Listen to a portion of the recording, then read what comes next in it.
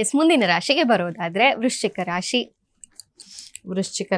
ವೃಶ್ಚಿಕ ರಾಶಿಯವರಿಗೆ ಈ ಮೇ ತಿಂಗಳು ಹೇಗಿರುತ್ತೆ ಅಂತ, ಅವರ ಆರೋಗ್ಯ, ಹಣಕಾಸು ಹಾಗೆ ರಿಲೇಶನ್ಶಿಪ್. ಆರೋಗ್ಯ, ಹಣಕಾಸು, ರಿಲೇಶನ್ಶಿಪ್.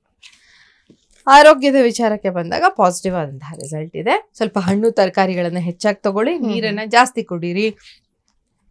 ಇದರಿಂದ ಒಂದು ಸ್ವಲ್ಪ ಹೀಟ್ ಜಾಸ್ತಿ ಇದೆ, ಬೇಸಿಗೆನೂ ಜಾಸ್ತಿ ಇದೆ. ಹೀಟ್ ಜಾಸ್ತಿಯಿಂದ ಆಗುವಂತಹ ತೊಂದರೆಗಳು ಏನಿದೆ ಅದು ನಿವಾರಣೆ ಆಗುತ್ತೆ ಅಂತ ಹೇಳ್ಬೋದು. ಇನ್ನು ಎರಡನೇ ಕಾರ್ಡ್ ಬಂದು ಹಣಕಾಸಿನ ವಿಚಾರದಲ್ಲಿ ನಿಮ್ಮ ಬಾಸ್ ಲೇಡಿ ಏನಾದ್ರು ಆಗಿದ್ರೆ ಅವ್ರ ಕಡೆಯಿಂದ ನಿಮ್ಗೆ ಒಳ್ಳೆ ಹೈಕ್ ಸಿಗೋದಕ್ಕೆ ಅವಕಾಶ ಇರುತ್ತೆ. ಬಟ್ ಈ ಸಮಯದಲ್ಲಿ ನಿಮ್ಮ ವರ್ಕ್ ಪ್ಲೇಸ್ ಅಲ್ಲಿ ನಿಮ್ಮನ್ನು ತುಂಬಾ ಡಾಮಿನೇಟ್ ಮಾಡ್ತಾರೆ ಜನ.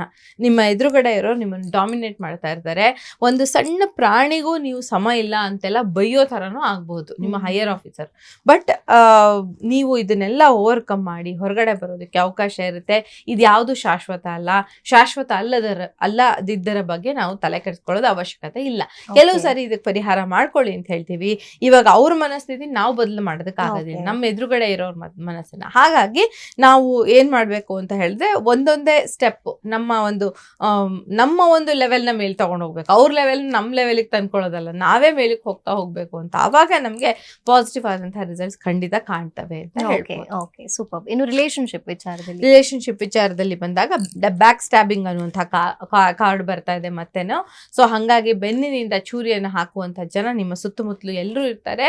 ಸೊ ನೀವು ಅದಕ್ಕೆ ತುಂಬಾ ಕೇರ್ಫುಲ್ ಆಗಿ ನಿಮ್ಮ ಹೃದಯವನ್ನ ಕಾಪಾಡ್ಕೊಳ್ಬೇಕಾಗತ್ತೆ ಅಂತ ಹೇಳ್ಬೋದು. ಓಕೆ.